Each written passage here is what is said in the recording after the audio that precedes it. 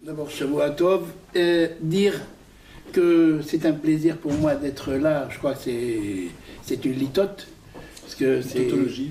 J'ai vu ce lieu avec Rabbi David Zecher Tzadik Lebracha, quand c'était encore uniquement du sable par terre, et que nous faisions notre prière le Shabbat dans la petite salle à côté, la petite maison à côté, et comment le Rabbi David s'est donné pour créer cette synagogue exceptionnelle.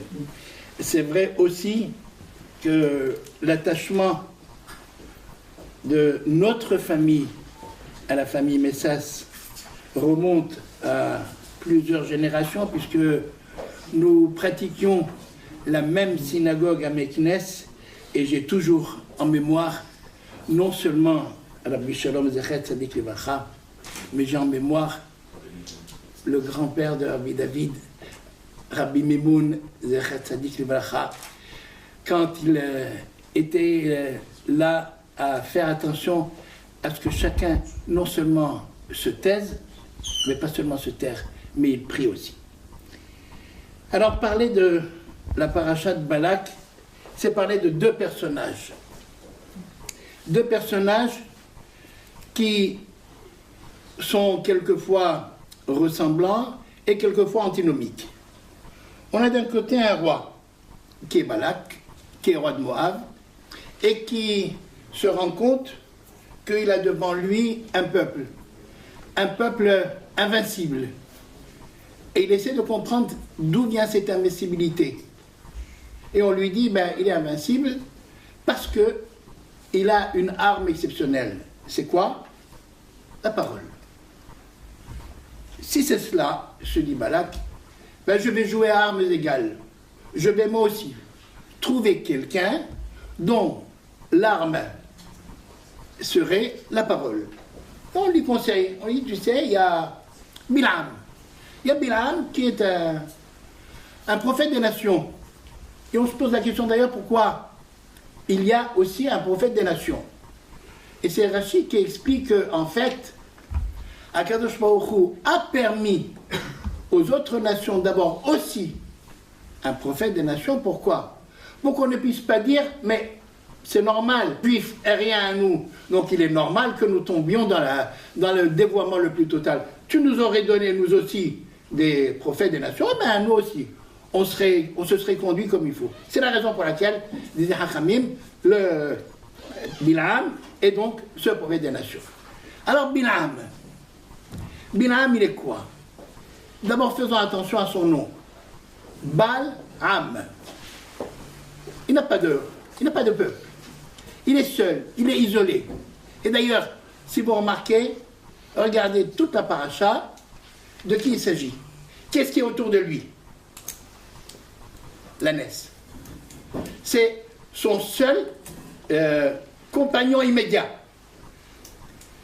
Et on comprend mal comment est-ce possible que cet homme puisse avoir cette possibilité exceptionnelle. Et on va nous dire, mais c'est simple. Effectivement, les bénédictions que prononce Bilam sont tellement importantes qu'on s'en souvient encore, puisque aujourd'hui encore, quand on rentre dans une synagogue, qu'est-ce qu'on dit? Matovu alechaya, comme Mishenotecha Israël. Pourquoi? Pourquoi ça a tellement de prise? C'est simple. Comme il n'a aucun peuple, comme il n'appartient à rien, donc il a une vue, tout ce qu'il y a de plus objective envers les nations, et il voit effectivement un peuple qui est exceptionnel. Qu'est-ce qu'il a vu d'exceptionnel dans ce peuple? Dira le Midrash, quand il a vu le camp du peuple juif, il a vu quoi? Il a vu une organisation exceptionnellement claire, avec surtout quoi? Une impossibilité de voir l'un chez l'autre, c'est-à-dire qu'il y ait cette intimité qui doit être dans chaque famille. Et c'est la raison pour laquelle il va donc donner cette bénédiction de Matobo Alecha Yaakov.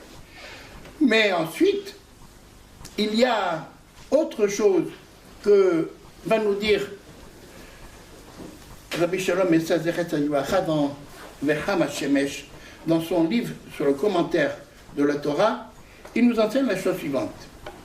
Il dit, c'est simple, lorsque Akadosh Baruch Hu donne Bilam, il donne le pendant du peuple juif. C'est-à-dire quoi? Il dit, Shlomo HaMelech a régné sur Israël, et qui a régné aussi sur les nations? Nebuchadnezzar. Qui est-ce qui a construit le Beth Amikdash? C'est Shlomo HaMelech. Qui est-ce qui l'a détruit? C'est Nebuchadnezzar. Qui a donné à David, au roi David, la richesse pour construire sa maison? C'est Akadosh Baruch Hu.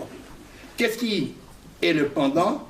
C'est Haman qui va avoir toute cette richesse pour quoi faire? Pour anéantir tout un peuple. Et puis enfin, et à mon sens, c'est une phrase qui est très importante pour ma part. Nevi'ei Israël mazhirin et ha'ummot al ha'averot unvi'im she'amid min ha'ummot notnim pirtza le'abet et ha'beriot min ha'olam haba. Ça veut dire, les prophètes d'Israël avertissent les nations contre des fautes qu'ils pourraient commettre. Par contre, les prophètes des nations, qu'est-ce qu'ils font? Ils n'ont qu'un seul but, celui d'anéantir les nations, d'anéantir le peuple et lui retirer leur olam haba. Et puis on a avec Bilam, on a quelque chose qui, à mon sens, est très important, dans le sens où il va à chaque fois bénir. Et on comprend mal pourquoi il bénit 3 fois, une seule fois suffit. Si vous remarquez, à chaque fois, il fait un sacrifice. De combien? 7. Pourquoi 7? Parce qu'il veut essayer de combler ce qui lui manque. Puisque ce peuple qu'il a face à lui a eu 7 sacrifices grâce aux 3 Avot, alors lui, à lui seul, il veut faire ces 3. Et là même, il essaye d'avoir de cette manière-là le zrout, le mérite, pour pouvoir maudire. Mais il bénit. Balak réalise que peut-être il y a quelque chose qui manque pour qu'il puisse maudire. Il le fait monter un peu plus haut sur la montagne. Et il voit un peu plus le peuple. Et voilà que, encore une fois, 7 sacrifices, et il bénit au lieu de maudire. Balak trouve la seule solution, c'est quoi? De le monter à droite à Pisga, en hauteur. Et de là, que voit-il? Imaginez un homme qui voit au pied de sa montagne un camp, on va dire à peu près 5 millions de personnes, puisque l'on sait qu'ils étaient 600 000 de 20 à 50 ans à sortir. En plus, en ajoutant les enfants, les femmes et les vieillards, on arrive facilement à 5-6 millions. Tout ce monde-là régit de façon exceptionnelle. Et là, il ne peut plus. Il ne peut plus, qu'est-ce qu'il fait? Il va donc crier cette fameuse phrase « Matovo alecha Yaakov, mishkinotecha Israël ». Et on a, dans ces 2 personnages de la Torah, on a 2 manières de la haine du peuple juif. Vous avez celui qui, lui, est, parce qu'il le fait franchement. C'est Balak. Il est sorti de l'Égypte. Et vous remarquerez, à plusieurs reprises, le texte parle de Ham. Il y a près de 16 fois le mot Ham uniquement dans cette paracha. Pour insister sur une seule chose, l'unité du peuple. Et pourquoi? Parce que tout simplement, il s'est rendu compte que si ce peuple a battu Sihon et Og, c'est pourquoi? Parce qu'il était Ham, parce qu'il était unique, il était uni totalement. Et donc, on a cet homme qui, lui, déclare son antisémitisme de façon claire. Mais vous avez aussi l'autre pendant, Bilam. Au fond de lui, il n'y a pas plus antisémite. Mais il va couvrir cela, il va maquiller cela en quoi? En disant, mais je ne peux pas. Il n'y a que Dieu qui me donne la parole. Donc je ne peux que dire ce que Dieu me dit. Et ça me rappelle, tout simplement, ce que nous disons 3 fois par jour au début de la Hamida. Avant même de commencer la Hamida, qu'est-ce que nous disons? Hachem, Sefata et Tifta, Ufi, Yadid, Telatecha. Éternel, tu ouvres ma bouche, tu ouvres mes lèvres, afin que ma bouche dise tes louanges. C'est-à-dire quoi? C'est-à-dire que même cette parole, je ne peux l'avoir qu'à partir du moment où Akadosh Baruch Hu m'en donne la possibilité. Et quand il m'en donne la possibilité, ce n'est pas pour détruire, ce n'est pas pour maudire, mais au contraire. Baruch Ata Hashem, béni tu es éternel. Ça veut dire que je prends conscience que ma parole a un but, et que ce but est un but de construction et de bénédiction. Et c'est la raison pour laquelle on nous dira très souvent Ahaim ve'amavet bideh halashon. Et j'ai 2 minutes. Et j'ai eu souvent l'occasion, en tant que prof d'ivrit à Yevne, en terminale, de donner comme sujet à mes élèves cette phrase Ahaim ve'amavet bideh halashon.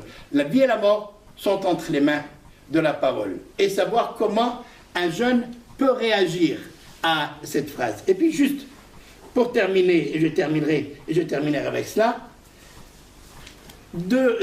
un passage d'un autre commentateur qui a été aussi, je crois, l'élève et le collègue de Rabbi Shalom Zechat Tzadik Livracha, en l'occurrence Rabbi Moshe Malka, dans son livre d'Arash Moshe. Et dans son livre d'Arash Moshe, il nous donne une idée de ce qu'est Bilam. Et il dit ceci: alors que Moshe Rabbeinu ne parlait que lorsque Dieu lui donnait la parole, Bilam, lui, croit que Dieu lui a parlé, et donc il parle. Et il dit, et Rabbi Moshe donne un commentaire magnifique, il dit, je vais raconter une petite histoire qui était chez nous, 30 secondes. Là, c'est quoi? C'est qu'à chaque fois, il parlait, c'est un bonhomme qui rentre à la synagogue, qui était dans le besoin, qui rentrait à la synagogue et qui se servait dans la coupa de Rabbi Meir en disant: Rabbi Meir, voilà, j'ai besoin, mais je te rapporterai. Et il entendait dans sa mémoire Rabbi Meir qui lui dit: vas-y, sers-toi, mais n'oublie pas, remets.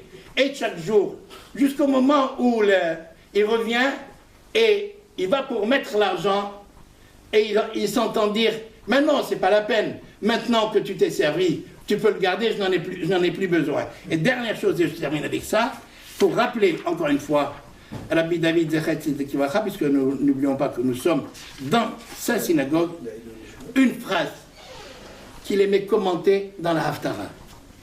Ma Hashem doresh mimecha, qu'est-ce que Dieu te demande? Ki ma'asot mishpat ve'avat hesed. Il ne te demande qu'une chose, la justice et l'amour de la bonté. Ve'atznea lechet im Elohecha. Et sois toujours discret quand tu marches avec Dieu. Merci.